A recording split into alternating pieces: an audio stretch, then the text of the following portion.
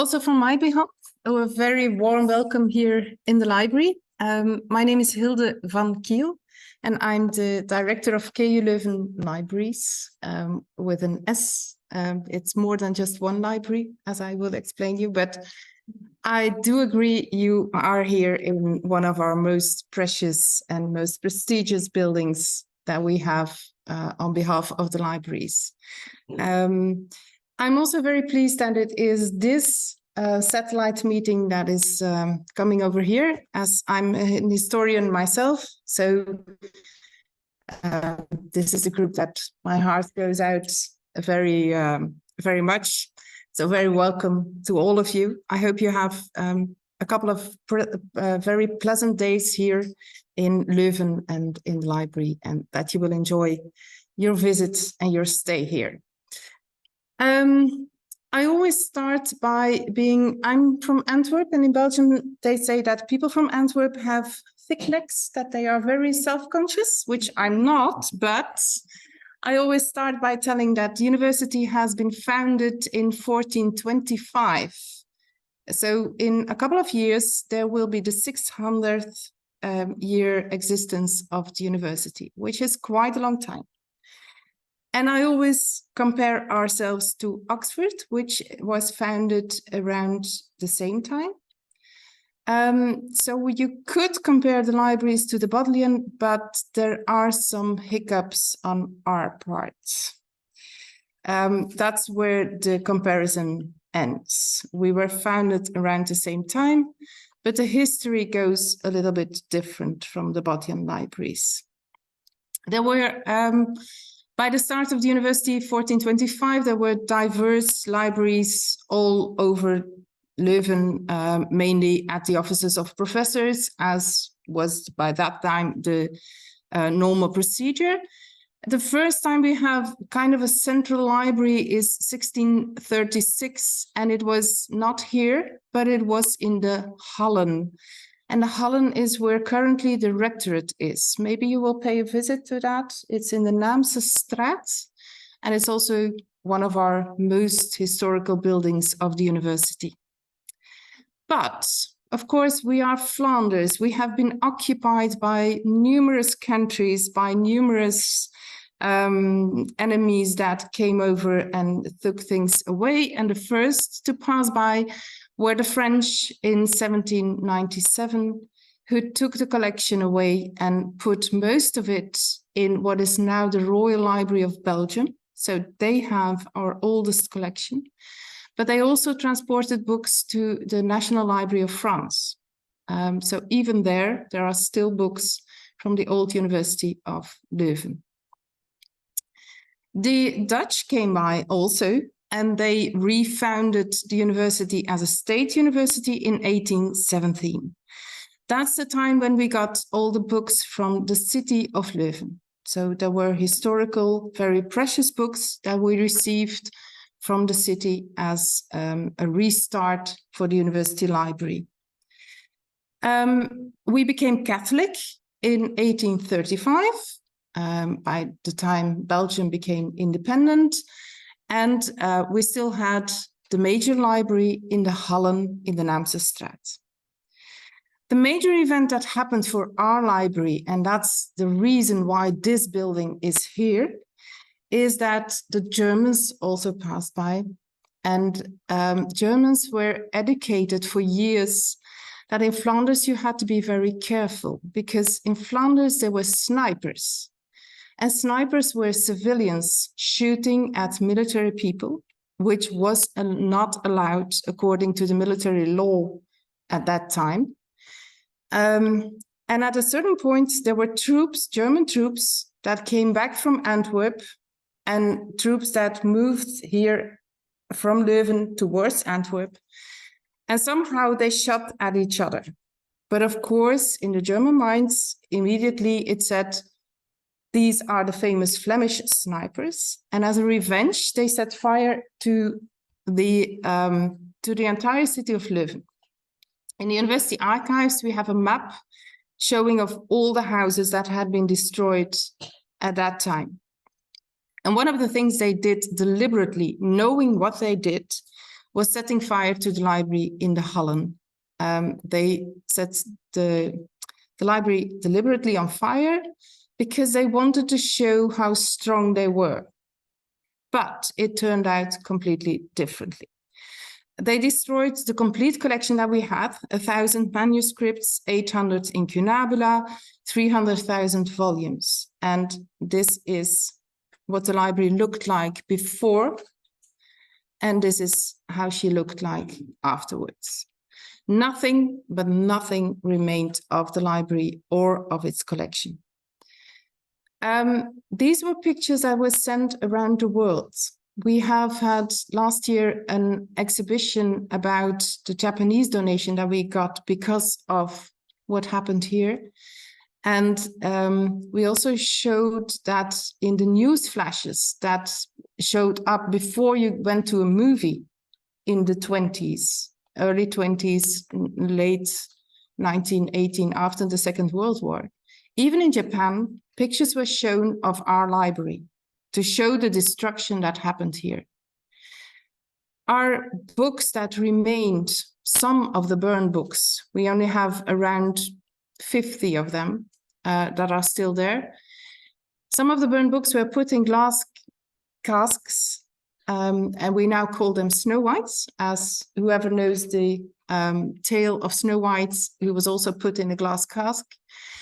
So the books are also called Snow Whites. They were sent around the world. They were sent to America to show what happened here in Leuven.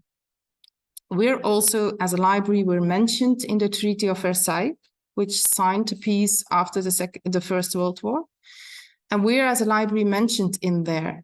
The Germans had to pay retribution to us, and they did that until after the Second World War. But the main reaction came first from European libraries. France, Manchester, John Ryland Library was very instrumental to what happened here and to give us donations and to rebuild the library. Also from Spain. But then it crossed the ocean, and we were put forward as a good cause and as something that should be helped by all the American colleges and universities, mainly on the East Coast.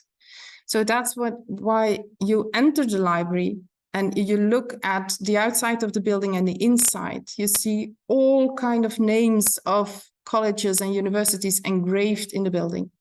Those are all colleges and universities that donated money to have a new library built here in Leuven. In the end, it showed that the amount of money that was raised was not enough. And that's when the Hoover Foundation stepped in. Herbert Hoover was the president of the Commission of Relief for Belgium. So the commission that gave support to rebuild Belgium as a whole. And they stepped in to bring up the extra amount of money. They are also the reason that we have an American architect that built this library. The library is built by Whitney Warren. Whitney Warren is the person who also built New York Grand Central Station.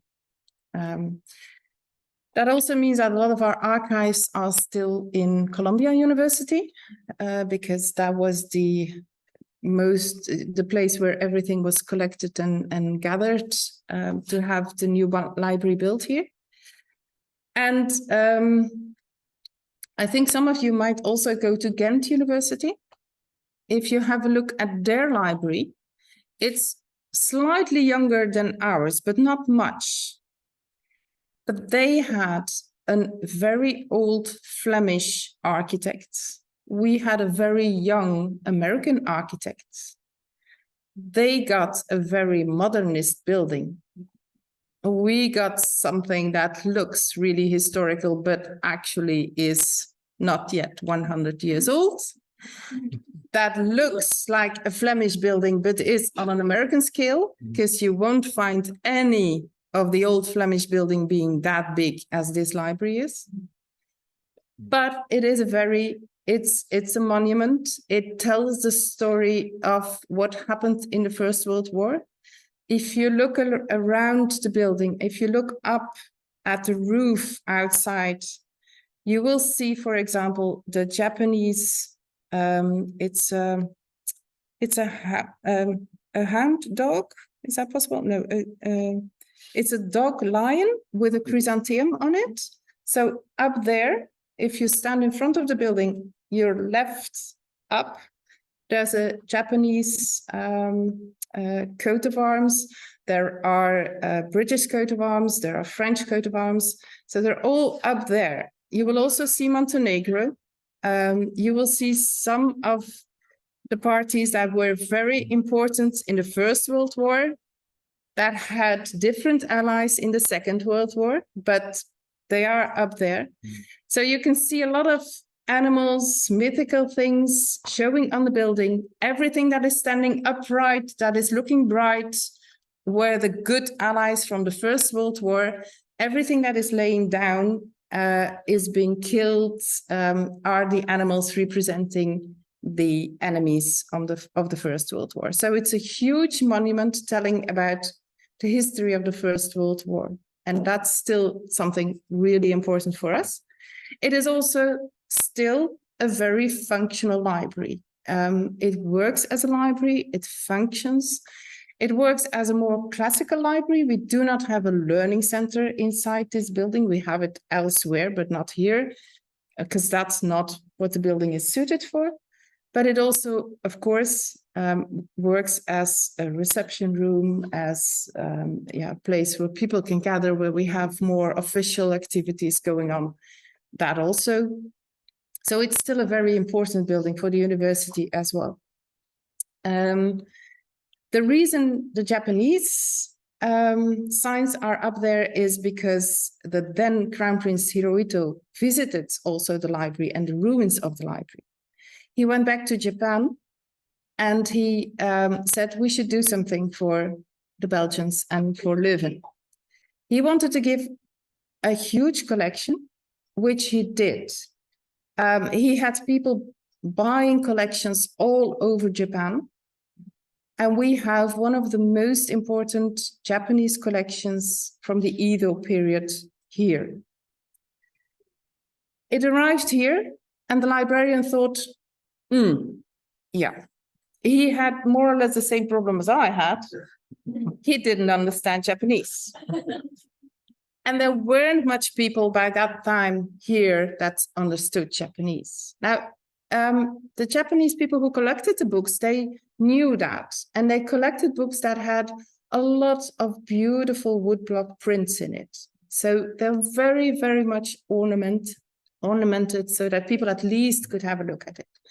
But the librarian didn't really know what to do with it. So we put it up there, somewhere high up in the building, where he also had special, the emperor gave money to have special bookshelves made for the collection. He put it up there, and that was the luckiest thing that could happen to that collection, because it's not only the First World War, but we were again struck in the Second World War. This is the library in 1940. A bomb entered into the tower and it destroyed the stacks, the reading room, nearly everything that was important in the building. The stacks were a disaster because they were made from iron, steel, and glass ceilings and walls, glass ceilings and floors, because they thought this is fireproof. It is fireproof, but glass melts. And when it melted, it came onto the books. It was hot and everything burned. So we lost again our entire collection, except for, and you can see it on the right-hand side of the building, there is a small roof still standing up. That's where the Japanese collection was. The building was closed for 2 years by the German occupation. Nobody could enter the building, so nobody knew what had happened inside the building.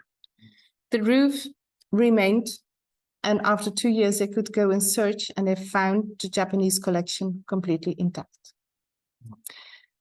Will you be able to see it out here today?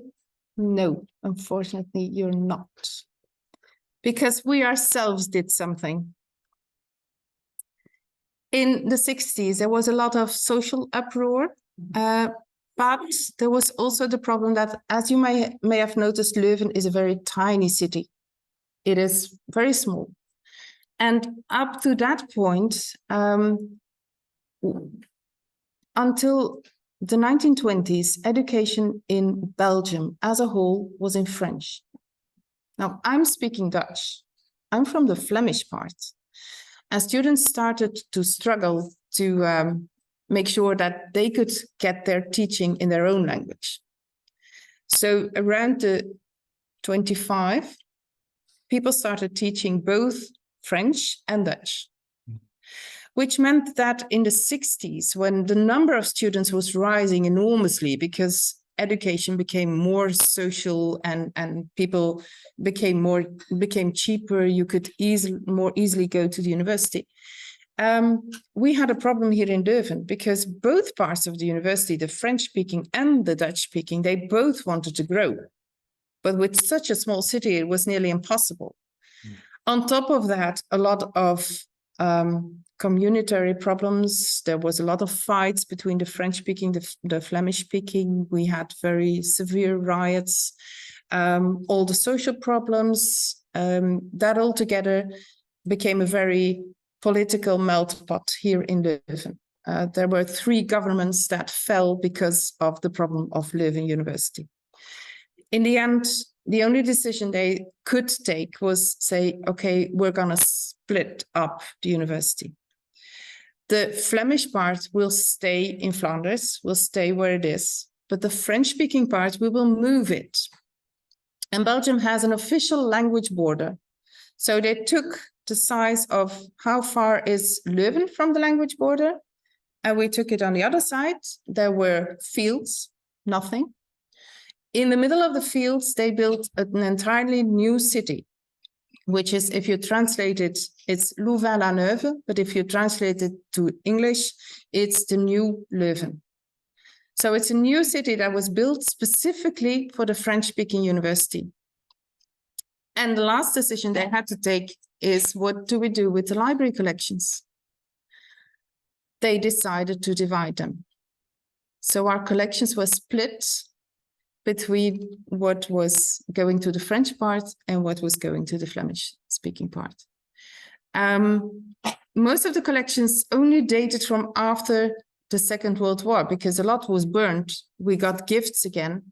And so they could connect to the donators and ask, where do you want your collection to go?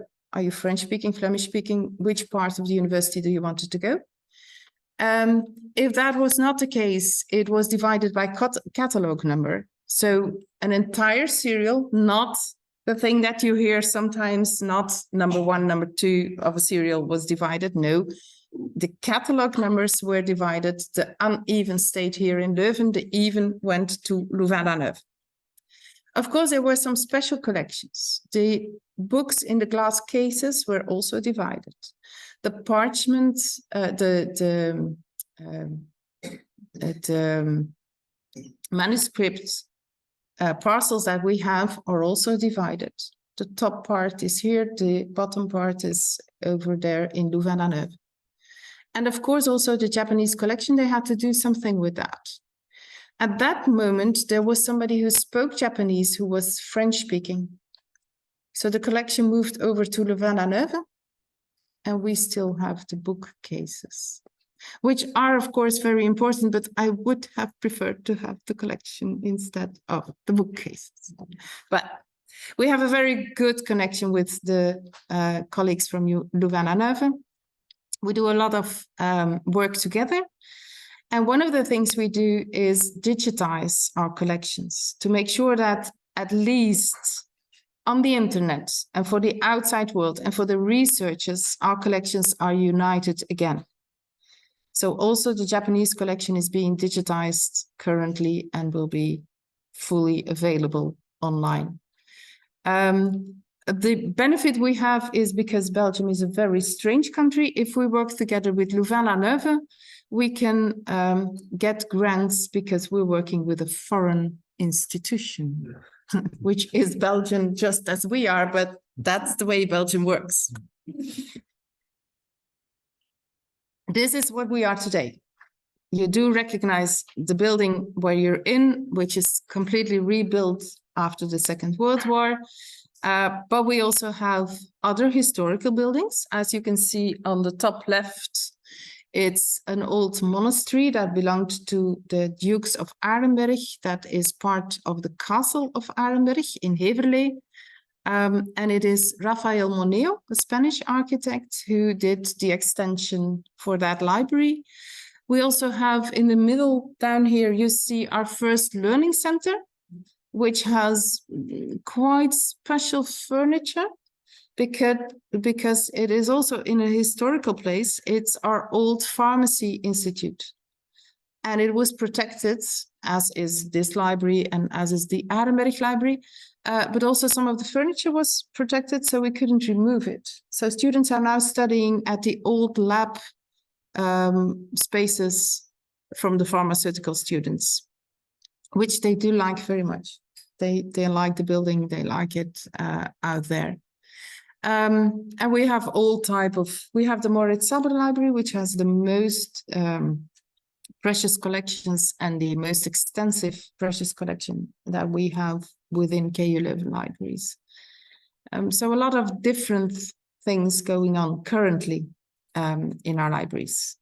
We have in KU Leuven, we have around 60,000 students, which is quite a lot.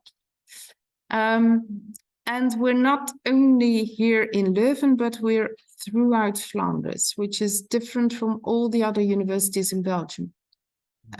We are connected with everything that used to be Catholic in Belgium. And so we have 24 locations for our libraries. Everywhere where KU Leuven is, we have a library, be it tiny, be it a big learning center, be it whatever, but we have a location. 12 of them are in Leuven and 12 are elsewhere in Flanders. You see that there is a difference between the blue and the green. The green ones are the ones that are still faculty driven, so that are still managed staff and finances by the faculty. The blue ones are the ones that are directly under my supervision. All of them are under my supervision, but some of them have their staff and finances from the faculty. So we have libraries in Brugge, in Ghent, in Antwerp, in Brussels, in Kortrijk, in Kiel, in Diepenbeek, Mechelen, and Aalst. If you want to see some of the tiny cities in Belgium, some of them are up here. As I said, a mixed governance, but one strategic plan. We all work together in one strategic plan, which is renewed every 4 years, which is approved by the board of the university, and that's where we work up to. We have a mixture of physical libraries, which, of course, this is one of the bigger physical libraries that we still have. We have learning centers. We have also a number of services. We have a very big ICTS library IT service, which is Libis. And we have, of course, the very precious collections in the Moritz Saber Library, which is our theological library, and the special collections here in-house. We have the largest electronic collection of Belgium. And as you can see, we have, if you go to the biomedical library, which is a learning center, you will hardly see any paper left. It's 98% just electronic. And that goes down until the libraries with still a main focus on paper, being theology and philosophy. We have a lot of pressure on our physical collections. As you can see, Leuven is tiny, it's very tightly built, and a lot of people, well, not currently because the students are not here yet, but normally it's very busy. So there's a lot of pressure on having our paper collection still in the center of the city. So we're moving them outside to a location a little bit outside of the city. And we serve from there through just scans. Everybody can ask a scan on demand and gets their articles scanned. If you want a large collection and you want to, then you can still go over there and visit and have the collection just presented to you.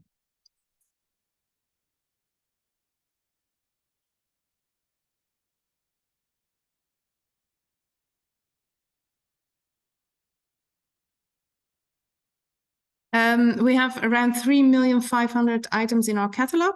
Yeah, around 6,500,000, which is growing yearly, full text downloads.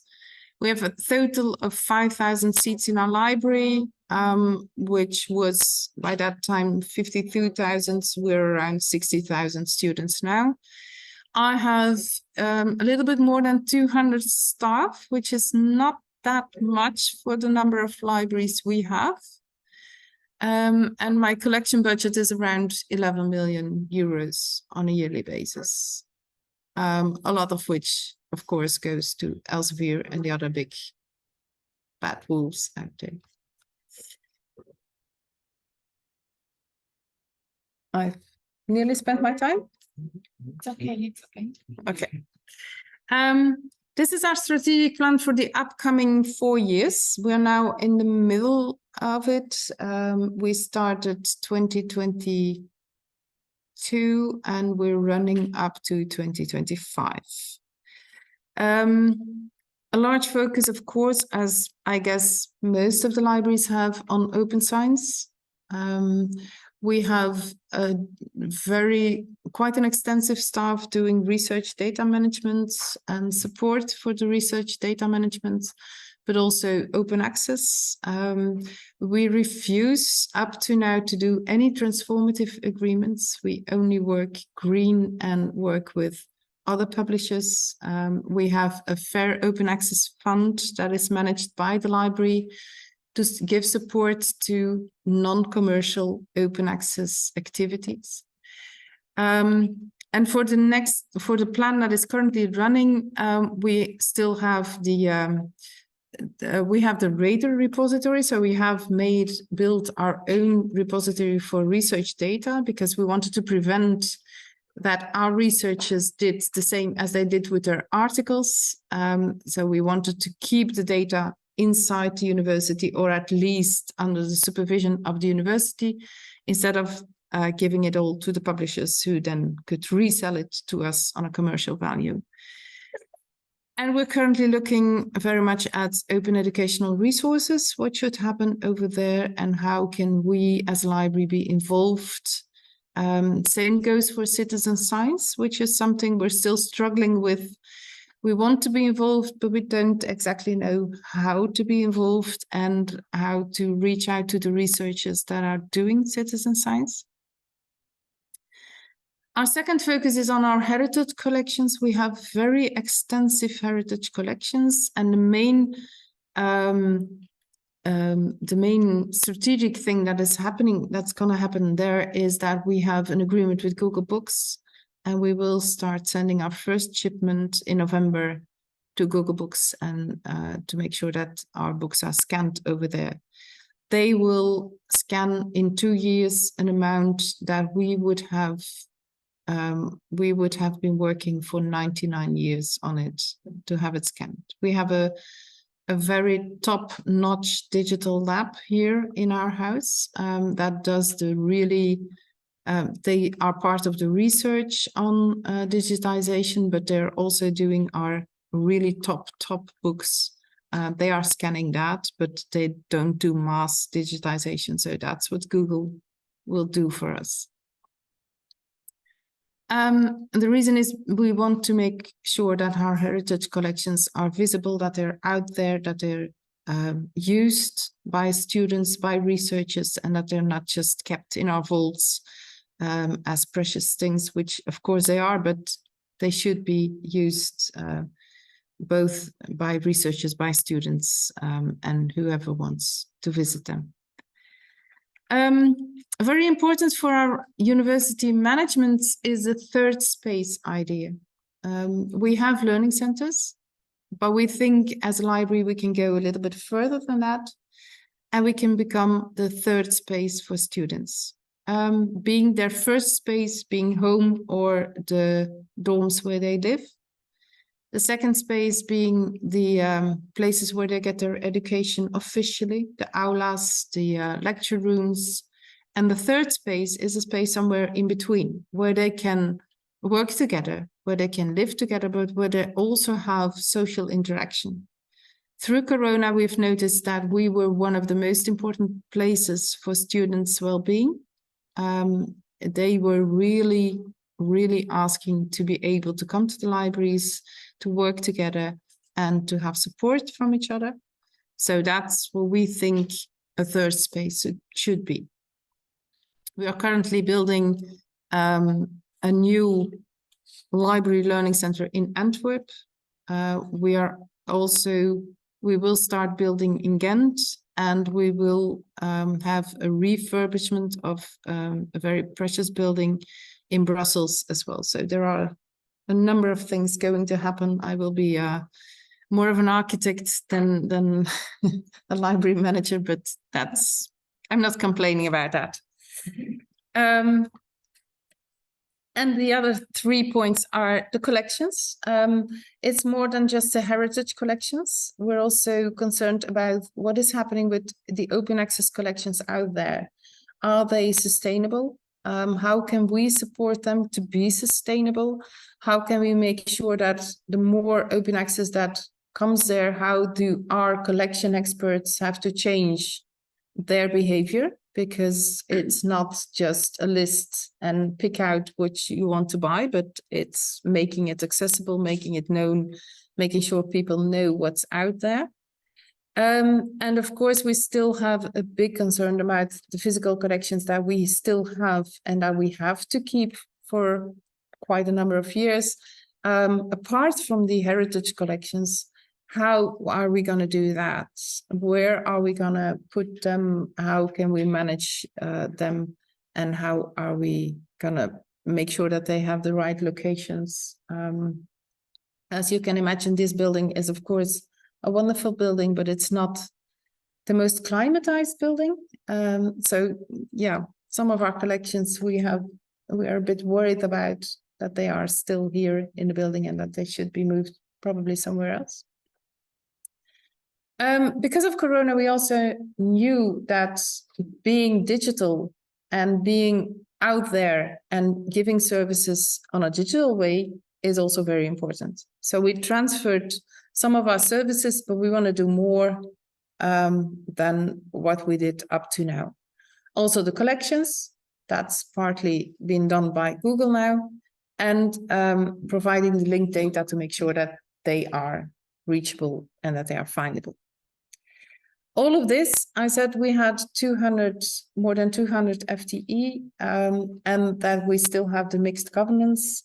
So that means that our internal organization also has to make sure that we can follow with whatever we want to do in the near future. Research data management is a large group of people that have been doing it, but if you have a small philosophical library with 3 people that are part of their staff, doing research management for your philosophers is not that easy. So that's something we have to work on and see how we manage our internal organization. Also, the new locations that will open will bring together a number of libraries. How are we going to manage them? How are we going to reorganize over there? We're very much aware that our staff has to be educated, that they have the possibility to follow either our own training or external trainings. So we're very much quality driven. We want to make sure that our staff is on a very high level and remains there, that it has a constant learning curve. And we want to make sure that we provide an inclusive and safe working environment for everybody. I do admit, if you look around in my staff, it's very, very, very white still. So it's not easy for us to get an inclusive. Somehow we don't always manage to get that. But we want to be there. We want to be there for the students as well, and focus on our staff development and make sure that they have the right education. I think that's, no, it's not. It's nearly the last slide. This is images that were taken by our digitization lab from our collection. This is a fold-out of about 2 meters long, telling the history of the Duchy of Burgundy. So this duchy where Leuven is. And this is the most famous piece that we have. It's in the MyHeritage Library. It's the Anjou Bible, which is really, really precious. And so that's one of the most important pieces that we have. I think that should conclude it. Thank you. So here you are. Thank you, Director Van Kiel. That was fascinating and enlightening. And I think I could speak for all of us to say we're happy to be here and may go explore on our break and go see some of the collection. So thank you again for hosting us. We appreciate it. You're very welcome. I'll leave 2 of these here. Oh, they're in English. The other ones are Dutch, so you can't. Thank you. To continue our program this morning, we will go to my friend Marie from MyHeritage. I'm so glad that she was able to make it all the way from Brussels, which is very short. And then we will go on to our wonderful committee planner of this program, Christina Roux. Royo, yes, Royo. it's difficult. Okay, I am working on my Romanian here. Yeah. But Marie, welcome. No. Thank you. Thank you so much. Hi, friends. First of all, thank you all so much at IFLA, especially Christina, who's done an awesome job setting this satellite meeting all together, and for having me when I realized that it was in those premises with such a huge history. I was totally overwhelmed and thankful because it really means a lot. But before getting started in the core of my subject, I'll maybe let the bell. Isn't it the cutest thing? Yes. Very strong. It will keep us on task. Exactly. And it's the cutest thing. And it's like history talking to us and, you know, giving us a sense of infinity and of preservation of knowledge. It's really fitting. I love it. So my name is Marie Cappart. I'm working for MyHeritage, and I will present MyHeritage in a minute. But first of all, a bit of word about my background. I don't know when I started family history, because in my mind, I never stopped. I always, I can very well recall being with my grandmother, being 6 or 7, something, and just diving into her stories of the past. For me to hear her about her own parents, who I didn't know, her great parents, the stories of the First World War, all the histories of the family that she passed on to me, it was something so feeding and so natural and so interesting. And I didn't know it was family history at the time. I was 6 or 7. I just kept on asking for more stories, more picture, and show me what was the name of that person. And for me to have a living person telling me about the people who passed before and passing on their own history, who they were, what they did for a living, where they lived, who their own parents were, where they were coming from, why are we living in this house right now? When did we arrive? What do we have for the, oh, that's the recipe of your mother? I was doing family history, but I wasn't aware I was. And that's the absolute magic and beauty of family history, is that we don't know that when we get started. And it's really funny because when I started to do family history professionally, I really realized that other people were like me, and I had found my tribe. And although I didn't know I was doing family history, I was. And there are a methodology, there are things to learn, there are processes and research. But when I was a child, I wasn't aware of that. And when I found other family historians, I was like, oh, you get it. You get what I mean. We're doing family history, but it's something that comes so naturally, and it's something that is so valuable and important to us that we do it without even thinking about it.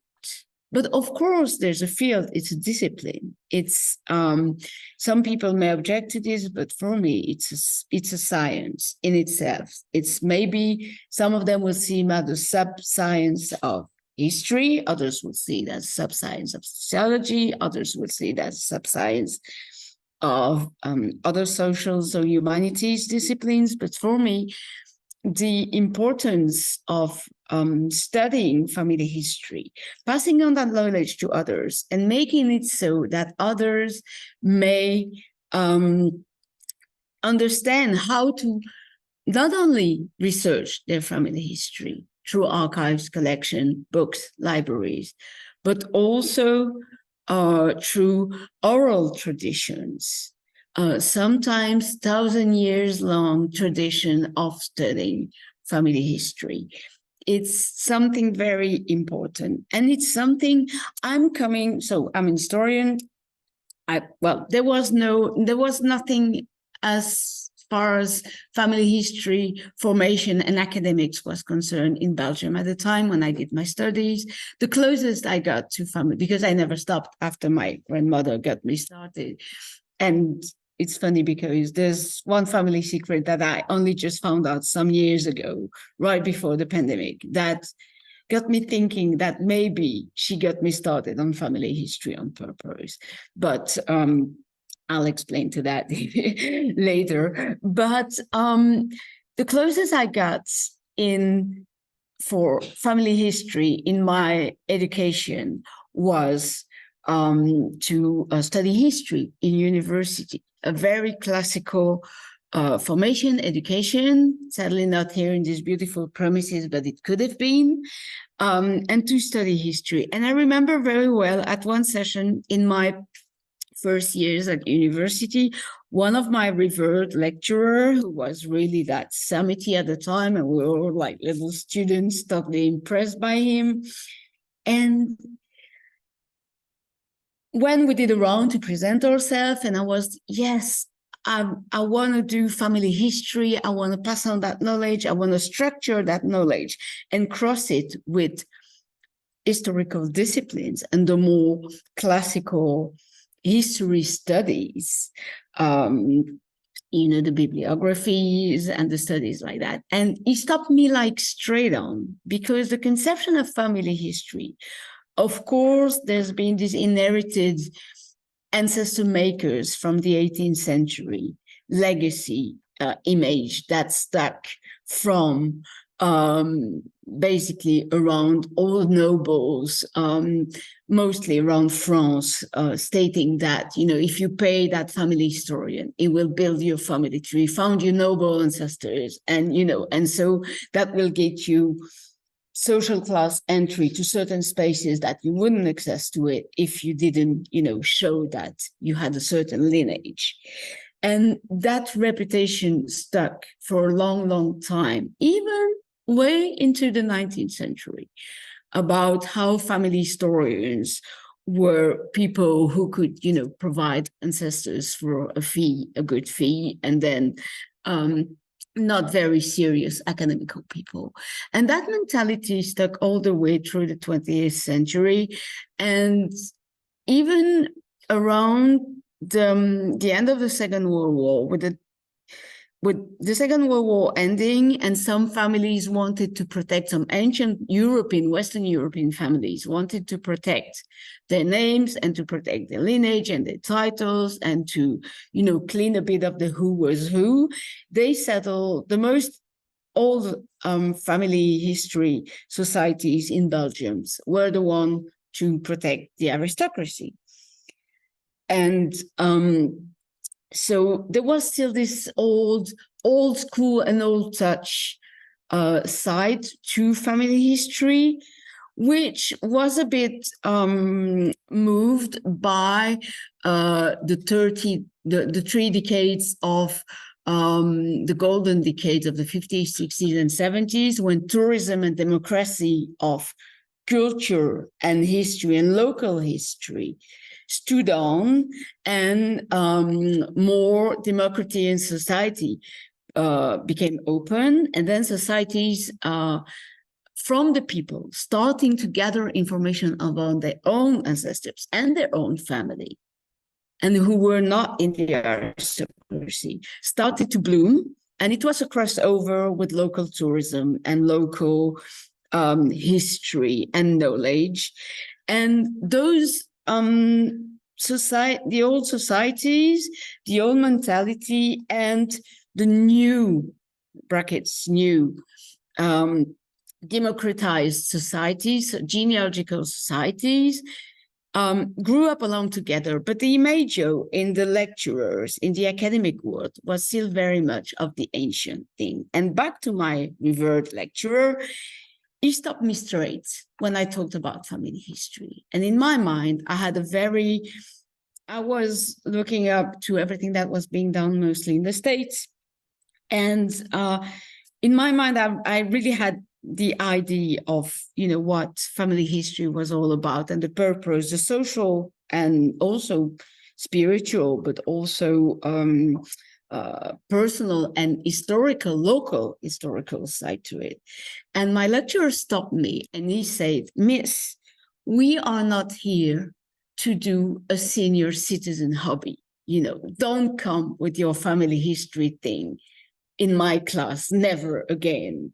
Like in front of the audience, and I was blushing and I didn't know where to hold myself. And I was, oh gosh, because in his mind, family history was something really like the senior citizens of the city browsing through indices, copying data, trying to find their ways to the lineage and to the ancient families. And in his mind of someone was masterwork Bloch and Fabre, he was stuck in that idea. And I had to smile a few years back because we were both together talking at a history conference, and he came to apologize. And he said, "I hadn't realized at the time the bridges you were talking about between my discipline and what you were doing, and the mind that family history, of course, it's microhistory. Of course, it's one study of one family, but then one study of one family with another, and the stories of the streets, the stories of the city, and it all comes back together, and there are bridges to be built." And I was really moved by his apologies and the nice discussion, the in-depth discussions that we had. But why am I coming to this? Is that I am now, of course, I have that historian background. I've been doing family history professionally for many years, and not professionally for even more years.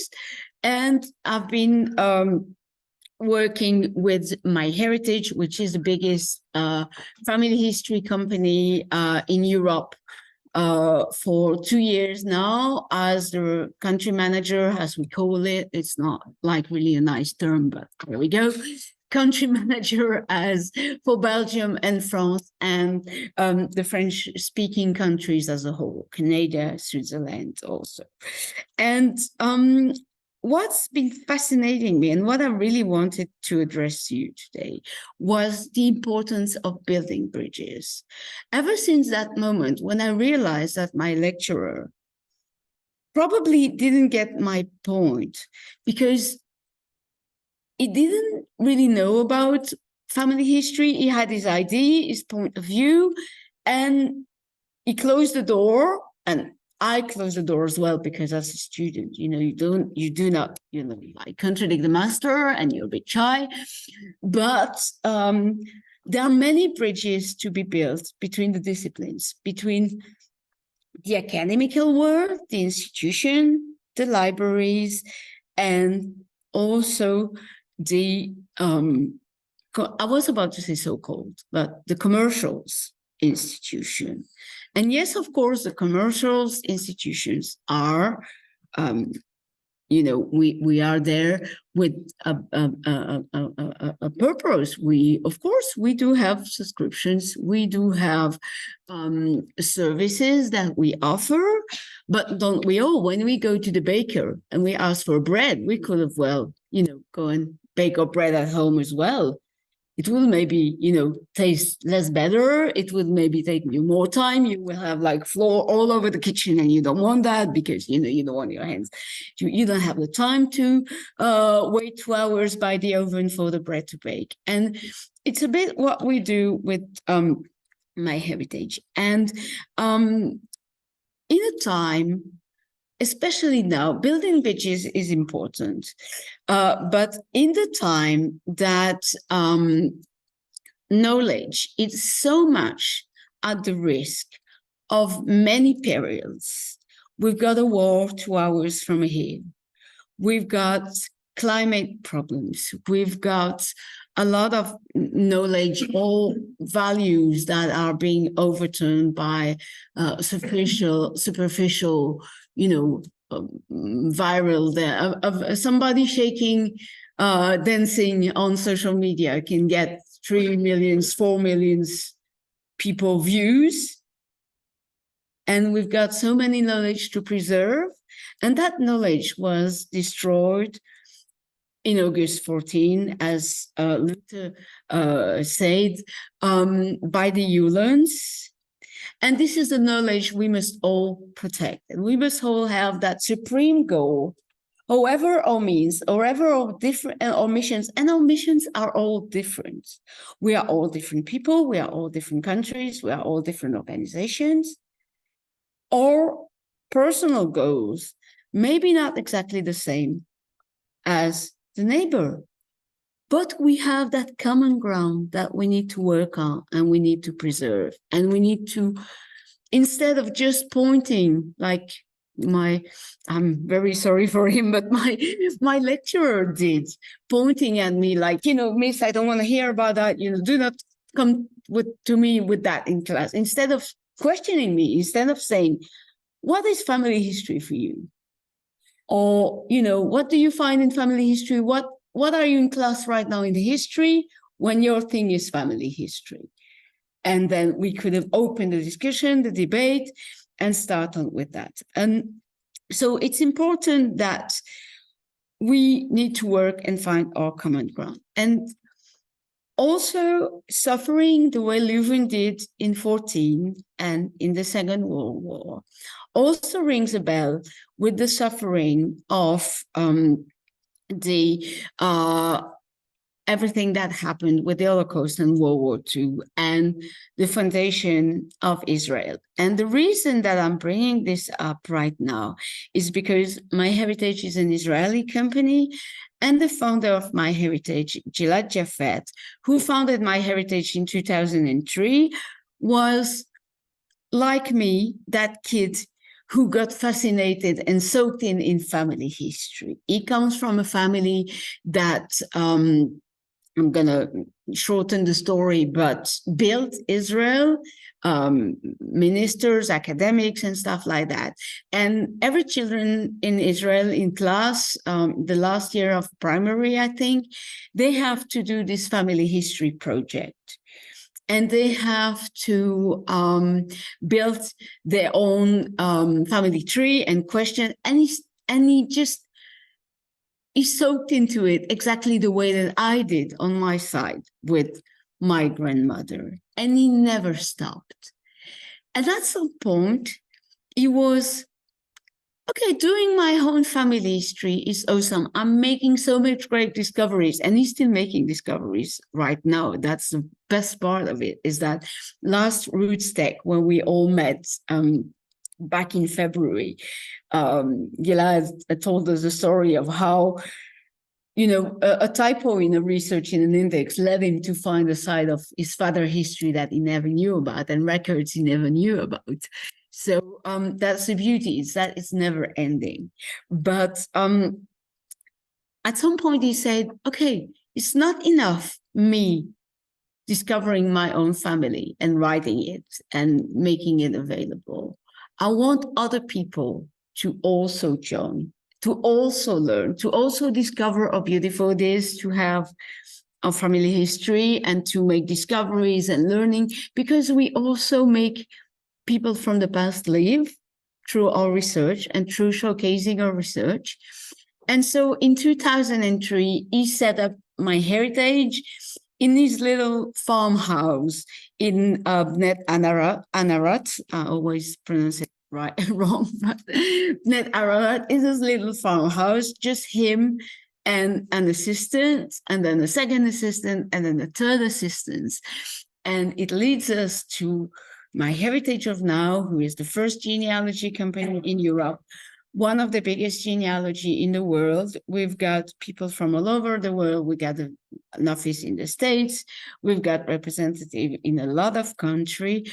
We have millions of users building family trees and making connections on MyHeritage, browsing through the collections, browsing through what we have 90 billions of collection from all over the world. And that's the add-on of MyHeritage compared to when I think of the libraries, each of your libraries or each of your representatives.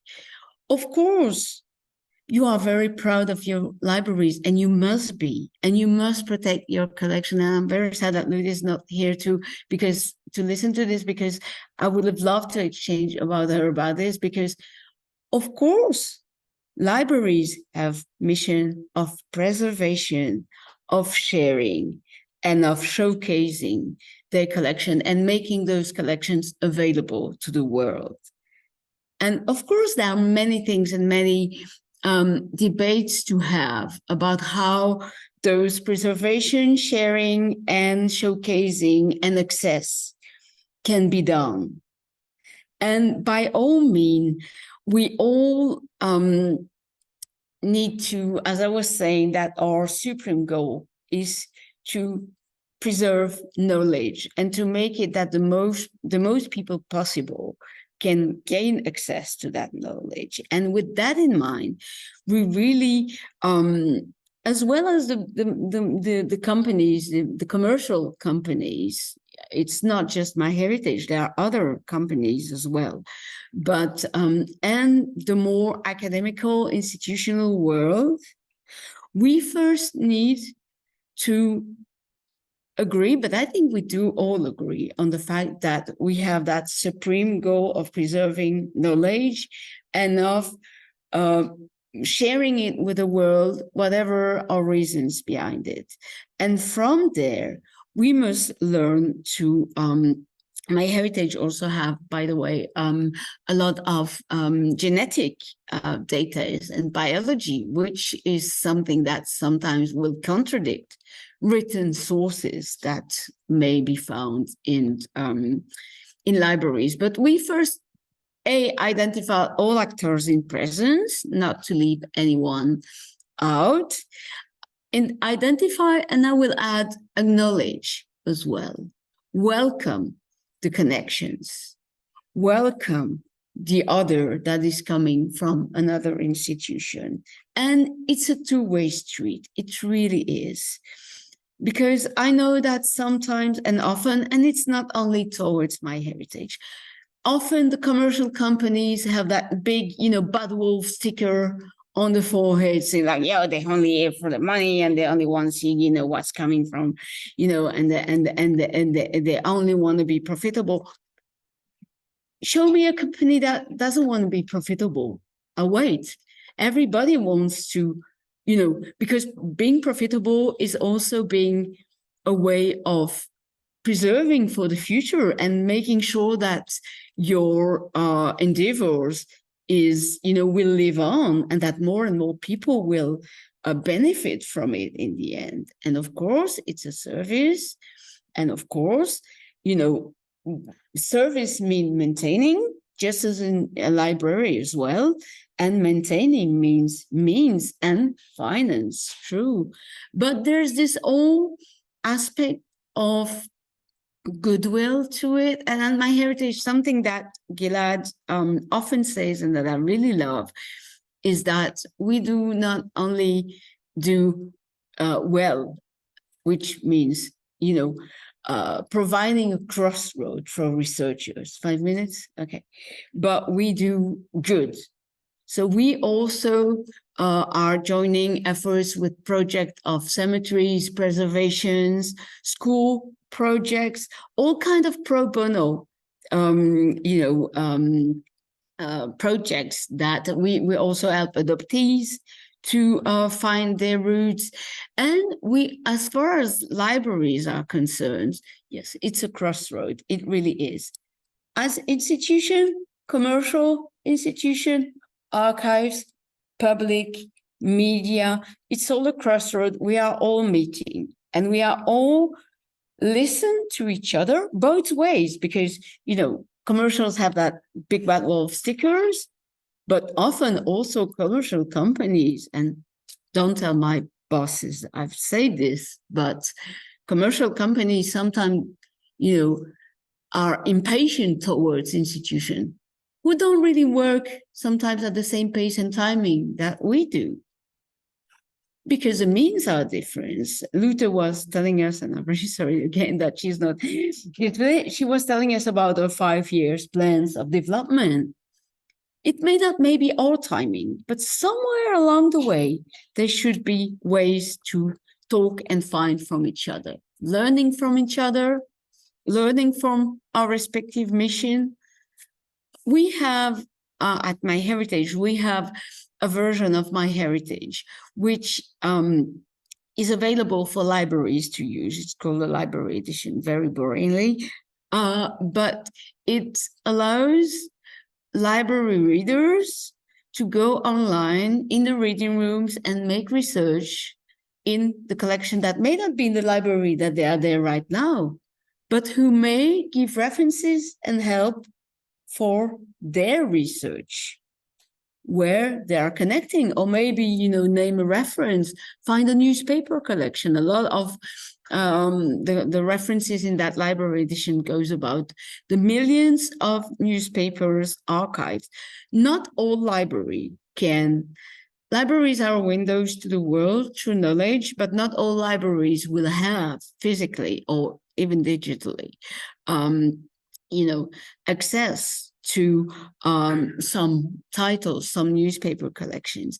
And by the same way that collections can be accessed online through readers on computers, and MyHeritage can provide that kind of partnerships, readers can also be invited to build their own family tree and do research. And maybe it will bring them to the libraries they're attending, maybe to others' libraries.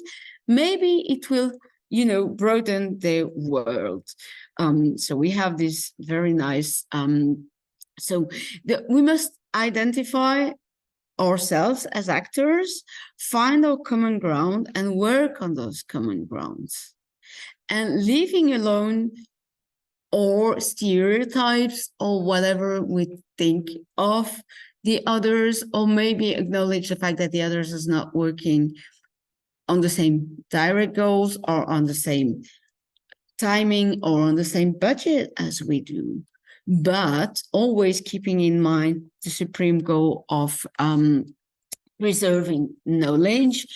We have, so that was the library edition that I'm talking about, that we can do a research and also browsing through the collection catalogs of the censuses, the family trees, the photo collection. The photo collection is just absolutely awesome. And yeah, there was a video, but I'm not gonna play it. But we have millions of historical records available for libraries. We also have a team that's dedicated to education, to teaching people how to build a family history, what to pay importance to. The data is the methodology. And it's not everyone. Setting a tree on MyHeritage is free, up to 250 people. And some collections are free as well. Of course, if you want, the add-on, the perks, then there's a subscription. And I always tell people, nobody's forced to have a subscription. If you do, like I do, because I'm passionate about it, family history, 24 hours a day, 7 days a day, of course, my subscription is so well, put to good use. And of course, I will totally understand. Some people tell me, yeah, but I only use it, on Christmas Day when I'm off and I don't really have the use. So that's expensive. And I totally understand that. We need to understand each other. We need to listen to each other. We need to maintain a strong and ongoing channel of communication between us, which could be a scheduled calendars of cross meetings and also informal, getting to know, becoming friends, learning from each other. I learned things from Lute. I will learn things from you all today, and I hope that you have learned things from me too. So thank you so much.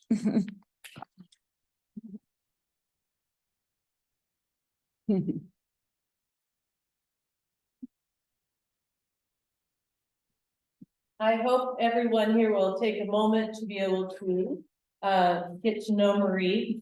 MyHeritage is a wonderful organization, but thank you so much.